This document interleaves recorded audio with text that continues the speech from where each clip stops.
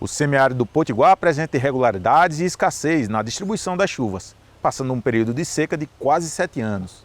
Por isso, a produção quantitativa e qualitativa de alimentos volumosos para os rebanhos de animais ruminantes sofre dificuldades. Pensando nisso, um projeto da Escola Agrícola da Universidade Federal do Rio Grande do Norte trabalha com a palma forrageira para suprir essa necessidade.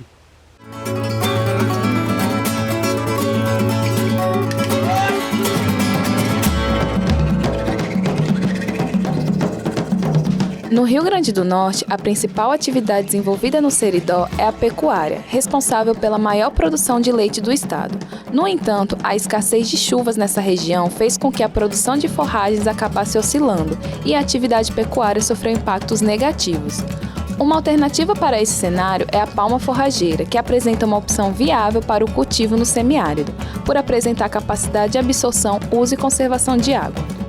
A palma é bastante utilizada aqui na região semiárida nordestina como fonte de forragem para os animais e também pela questão da disponibilidade de água, que em algumas localidades, como tem acesso restrito ao recurso hídrico em algumas épocas do ano, como o período de seca, os animais têm um acesso mais restrito à água. Então, você tem a possibilidade de fornecer um alimento que tem um teor de água de aproximadamente 90%, além do alimento eu vou estar fornecendo água. Então, eu vou estar diminuindo a questão da exigência de água, dos animais. A palma não pode ser dada como alimento exclusivo, porque a palma tem baixo teor de fibra. Então você tem que dar uma palhada ou um feno para juntar e fazer que o animal consuma e produzir mais leite ou mais carne.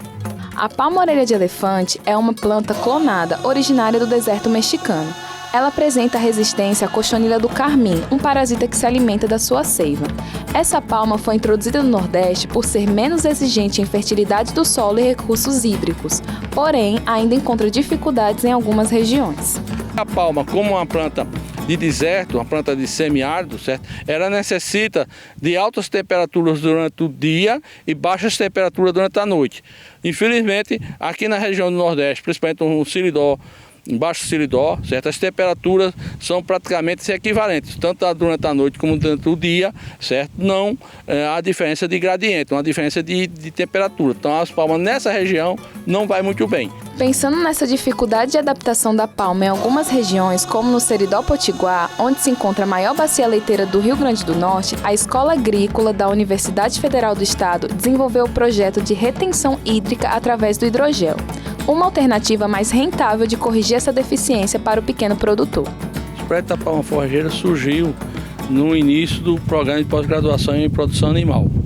Certo? Então implantamos uma área de palma e depois a gente foi fazendo várias pesquisas. Certo? A pesquisa que hoje está sendo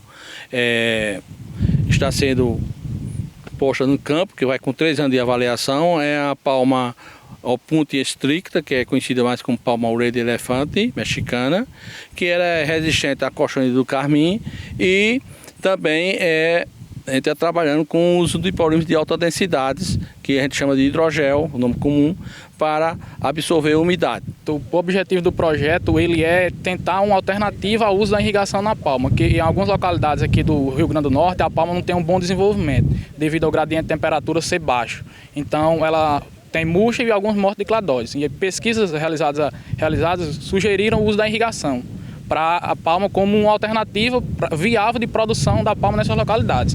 Aí o meu projeto ele veio mais em si focado na questão do uso de uma alternativa economicamente mais barata, economicamente viável para a produção da palma nessas localidades. Então o hidrogel surgiu como essa alternativa a baixo custo de produção da palma. O projeto é realizado com 3 tipos de tratamentos para observação: com a adubação convencional, com o hidrogel e adubação líquida e apenas com a adubação líquida. Em apenas 1 ano já foi possível ver os resultados. A primeira colheita realizada aos 12 meses, com relação avaliando só a produção entre os 3 tratamentos analisados, o Testemunha, que foi só com a adubação convencional, e o T2, que foi com o hidrogel e a adubação líquida, e o tratamento 3, que foi só com a adubação líquida. O tratamento 2 ele foi superior em relação ao 3 em 33% de produtividade. Em relação ao tratamento Testemunha, o tratamento 1, ele foi superior em 50% de produtividade.